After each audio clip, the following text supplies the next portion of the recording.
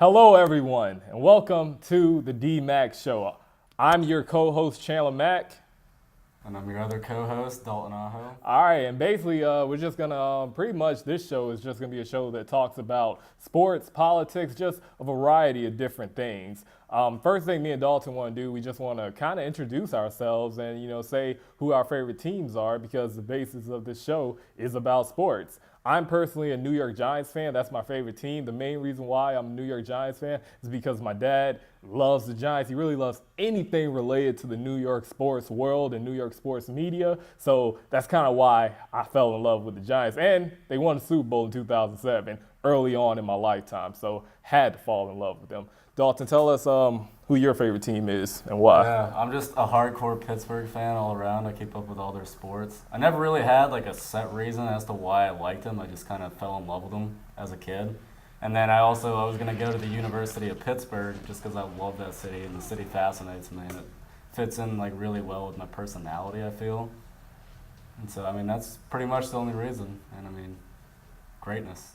Yeah, feel you. They have the most Super Bowl wins, so gotta fall in love with that. All right, now we're gonna dive into what we're gonna debate. Like I said, the basis of our show is gonna be about sports, politics, every now and then and everything, sprinkle that in. But we're gonna dive deep into one of the major sports topics that's kind of taken over the year of 2017. That question is, and that topic is Tom Brady the best quarterback of all time? Dalton, what do you think? There's no doubt he's the best quarterback of all time. In my opinion, I think he's the greatest player of all time. Because you can't argue with 5 Super Bowl rings from the most important position. No one else has done that before. Plus, he had a 25-point comeback in the Super Bowl. That's also the largest comeback ever. He's the most clutch NFL player of all time. In my opinion. I feel you, man. I feel you. Although I agree with you that he is definitely the best quarterback of all time, it's kind of hard for me to put him over a Jerry Rice who literally has every receiving record there is in the record book, or Jim Brown who not only transcended the running back position, but transcended the thought of an African American athlete as a whole in the in NFL history.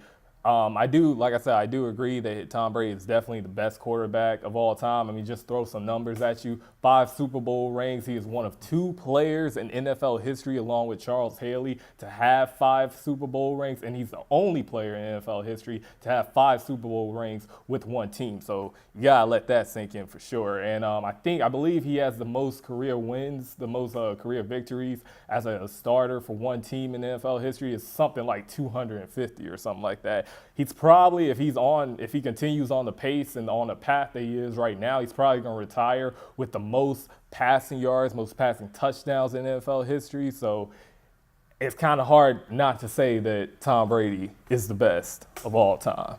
But going back off, so you don't think he's the greatest player, even though, would you agree that the quarterback position is the most important position in the game? Yeah, for sure, unquestionably. So the greatest quarterback of all time, he doesn't deserve recognition as the greatest player of all time? Yeah, it's just kind of tough for me because I look at Tom Brady, I say he's got Bill Belichick, the greatest coach of all time. I think we're both.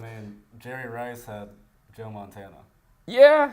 Before Brady, he was considered the greatest quarterback. So, I can see the Jim Brown argument because Jim Brown single-handedly made the Browns relevant. Mm-hmm.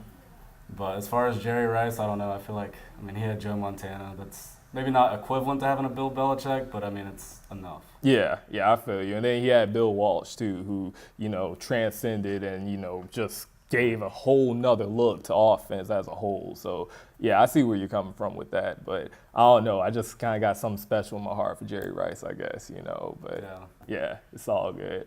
All right, now we're going to talk about another topic.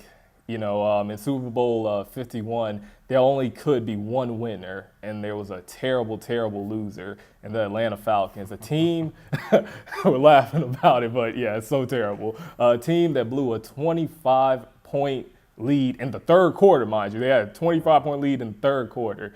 Dalton, is this the worst collapse you've ever seen, not only in the history of the NFL, but in the history of sports? Ooh, in the history of sports.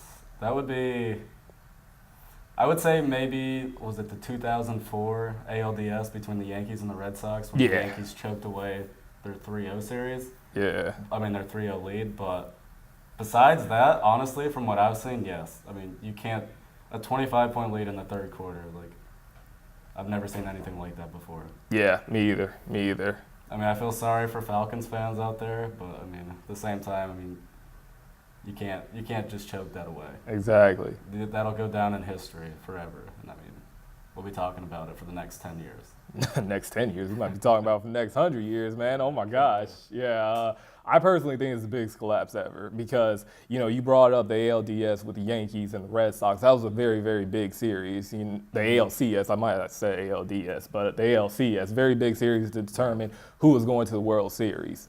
Like I said, who was going to the World Series, not who was going to win the World Series. So the fact that the Super Bowl, this happened Super Bowl 51 for all the marbles, there's no other game after this, no other series after this, this is it. And the fact they had a third quarter lead, a 25-point third quarter lead at that time is just kind of hard for me not to say it's the biggest collapse. And the fact that, let's go talk about the game a little bit.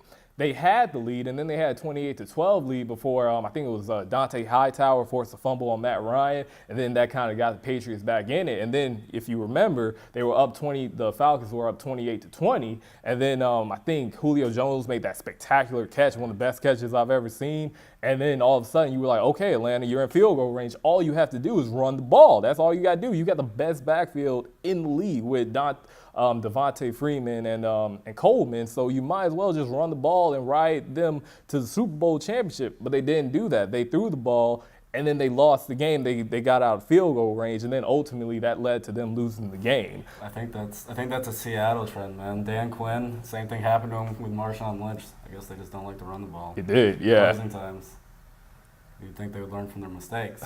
Literally, like you would think Dan Quinn would have known, hey, maybe I should hand it to my guy in the backfield who's like one of the best running backs in the league. You think he will learn that from Pete Carroll, but yeah. Maybe next year. Yeah, hopefully, maybe next year. For sure. All right, well, that kind of wraps up this episode, the first episode of the D-Max Show. I'm Chandler Mack. I'm Dalton Aho. All right, and we'll see y'all next episode. And be sure to subscribe to our YouTube channel, which is right here. All right, There'll be more heated discussions in yes, the future. Yes, for sure. A lot more heated discussions. We'll see y'all next time.